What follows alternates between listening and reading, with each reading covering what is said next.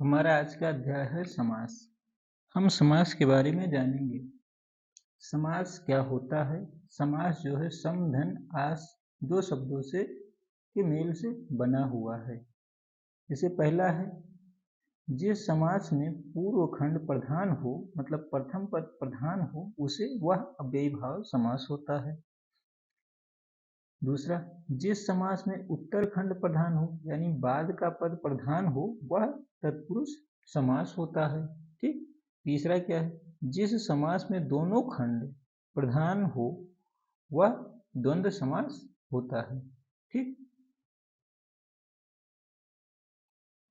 जिस समास में दोनों खंड प्रधान ना हो, यानी कोई खंड प्रधान ना हो, वहां पे बहुब्रीहि समास होता है। समास के भेद जानेंगे।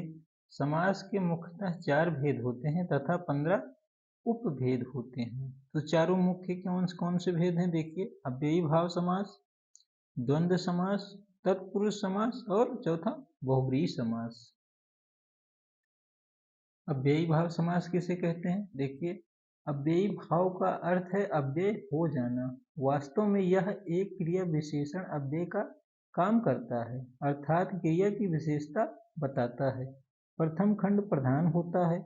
इसका उदाहरण देखिए, जैसे भरपेट, है ना, भर पेट। दूसरा यथा शक्ति। अगला क्या है? यथा शीघ्र, यथा स्थान, आजीवन, आजन्म, प्रतिदिन, प्रतिवर्ष, अनुकूल, सप्तनिक। ये अव्ययी भाव के समास हैं। इसका एक ट्रिक है, प्रति, प्रा, यथा, अन, आ, निर, भर और एक ही शब्द 2 बार आए, वहां अव्ययी भाव समास होता है। यानी जिस शब्द के पहले प्रति लगा हो, प्रा लगा हो, यथा हो, अन हो, आ हो, निर हो, भर हो और एक ही शब्द 2 बार आ जाए, तो वहां पे अव्ययी भाव समास होता है। ठीक। अगला है तत्पुरुष समास। तत्पुरुष समास का मतलब, इसमें पूर्व पद मात्र विशेषण का कार्य करता है, प्रधानता उत्तर पद की रहती है। तत्पुरुष समास के 6 भेद होते हैं। पहला क्या है? पहला है कर्म तत्पुरुष। कर्म तत्पुरुष का चिन्ह है को, यानी जिसमें को शब्द छुपा हो, जैसे स्वर्ग प्राप्त, तो इसमें का को छिपा हुआ, स्वर्ग को प्राप्त। शरणागत, शरण लेने को आगत, देखिए का शब्द छिपा हो। चित चोर, चित्त को चुराने वाला। गिरहकट, मनोहर, चिड़ीमार। ठीक। अगला है करण तत्पुरुष। करण तत्पुरुष क्या होता है? इसका चिन्ह से के द्वारा का लेप होता है। ठीक। जैसे ईश्वर दत्त, ईश्वर द्वारा दिया हुआ। तुलसी कृत, तुलसी द्वारा कृत। मन माना, भूख मरा। मद माता, मदांध, मन रहित। वज्राहत, शोकाकुल। शिरोधार्य, वज्राहत। ये करण तत्पुरुष के समास हैं। ठीक। अगला है संप्रदान तत्पुरुष। संप्रदान तत्पुरुष का जो चिन्ह है, के लिए का लोप होता है। जैसे देखिए, देशभक्ति, देश के लिए भक्ति, देखिए के लिए इसमें छुपा हुआ है। भूतवली, कन्या विद्यालय। देववली, हथकड़ी, आराम कुर्सी, रसोई घर, हवन कुंड, पशुपाला, विधान सभा। ये संप्रदान तत्पुरुष के उदाहरण है। अगला है अपादान तत्पुरुष। अपादान का चिन्ह है में, ने, अलगपन, न से अलगपन होता है। जैसे जात च्युत, जात से च्युत यानी जात से अलग। बहिरागत, भयभीत, ऋण मुक्त, चिंता मुक्त, बलहीन, नेत्रहीन। ये अपादान तत्पुरुष के उदाहरण हैं। ठीक। अगला है संबंध तत्पुरुष। संबंध तत्पुरुष का चिन्ह है का, की, के का लोप होता है। जैसे गंगा जल, गंगा का जल। अन्नदाता, राजभवन, देश सेवा, लोकनायक, राम राज्य, सूर्योदय। ये संबंध तत्पुरुष हैं और इसके ये उदाहरण हैं। ठीक। तत्पुरुष का अगला समास है अधिकरण तत्पुरुष। इसमें में पर का लोप होता है अधिकरण में। जैसे शास्त्र निपुण, शास्त्र में निपुण। आप बीती, जलमग्न, रणकुशल, गृहागत, शरणागत, स्नाना, गंगा स्नान, मनमौजी, कानाफूसी। ये अधिकरण तत्पुरुष के उदाहरण हैं। ठीक, अगला है तत्पुरुष समास के 4 और भेद होते हैं। कौन कौन? उलोक तत्पुरुष, जैसे युधिष्ठिर, मनसिज, आत्मनेपद, पर अस्मोपद, निशिचर। अगला है उपपद तत्पुरुष, इसमें उत्तरखंड स्वयं में सार्थक है, जैसे जलचर, भास्कर, क्लेशकर, सुखद, शांतिप्रद, लेख है। और अगला है न्या तत्पुरुष।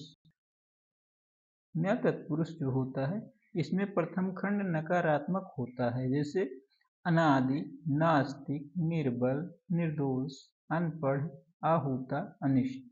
ये न्या तत्पुरुष के उदाहरण हैं। ठीक, अब हम प्रादि तत्पुरुष के बारे में जानेंगे।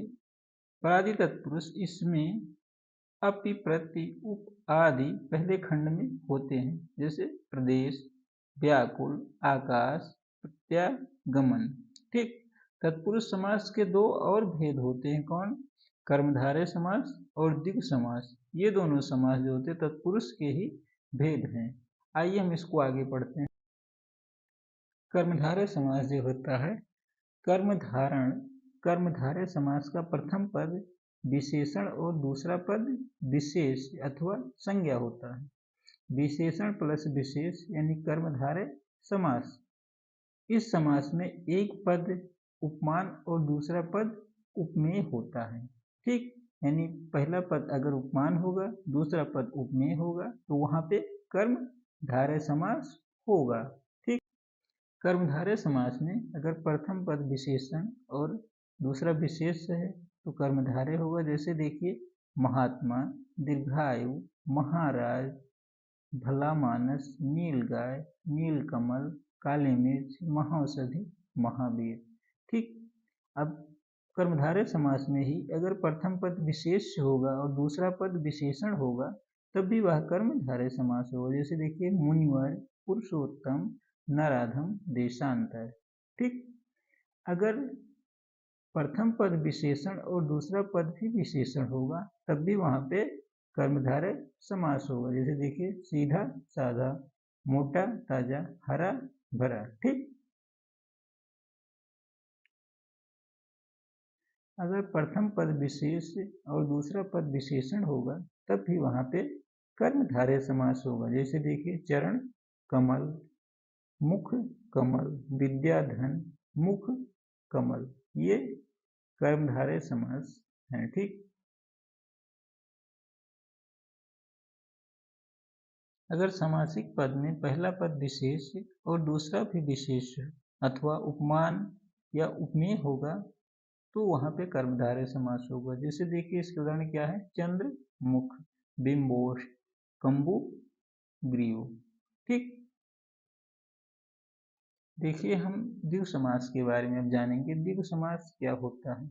जिस समास का प्रथम पद संख्यावाचक और अंतिम पद संख्या हो उसे द्विगु समास कहते हैं। जैसे इसके उदाहरण हैं त्रिफला, त्रिभुज, चौराहा, नवग्रह, पंचवटी, दोपहर, नवरत्न, चतुर्वेद, दुगना, चौमासा, त्रिगुण, चारपाई। इसमें प्रथम पद जो है ये संख्या वाचक हैं, इसलिए कौन से समास हैं? द्विगु समास हैं। द्विगु समास के बाद हम द्वंद्व समास को जानेंगे। द्वंद्व समास क्या होता है? द्वंद्व का अर्थ जोड़ा या युग्म। भाषा में कई युग्म शब्द होते हैं, उनका विग्रह करने पर और या लगता है। दोनों शब्द की प्रधानता एक समान होती है। जैसे उदाहरण देखिए माँ बाप, है ना, माँ और बाप। स्त्री पुरुष, स्त्री और पुरुष, थोड़ा बहुत, थोड़ा या बहुत, सुख दुख, सुख और दुख, दिन रात, दिन और रात, सीता राम, सीता और राम। इसमें द्वंद्व समास में एक महत्वपूर्ण नोट देखिए, द्वंद्व समास में प्रायः स्त्रीलिंग पूर्व पद होता है। ठीक, जैसे गौरी शंकर, राधा कृष्ण, गोपी कृष्ण, ना कान। तो द्वंद्व समास में अगर पहला पद प्रायः देखा जाए तो स्त्रीलिंग होता है। ठीक, आइए हम बहुब्रीहि समास के बारे में जानें। बहुब्रीहि समास क्या होता है? जब दो शब्द मिलकर किसी तीसरे पद का विशेषण बन जाए तो उसे बहुब्रीहि समास कहते हैं।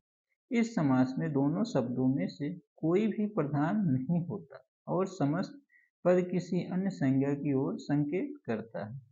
इसका विग्रह करने पर वाला, वाली और जी, जिस आदि शब्द का प्रयोग किया जाता है। जैसे इसका उदाहरण देखिए, ये बहुब्रीहि समास के उदाहरण हैं। जैसे क्या? बड़ बोला यानी बढ़ चढ़कर बोलने वाला, दुरंगा दो रंगों वाला, चतुर्भुज चार भुजाओं वाला, बारहसिंहा बारह सिंह वाला। ये बहुब्रीहि समास के उदाहरण थे। ठीक, अब हम बहुब्रीहि समास के प्रकार जानेंगे। जैसे देखिए, कर्ता बहुब्रीहि समास, जैसे जितेंद्रिय, जीत ली है इंद्रियां जिसने।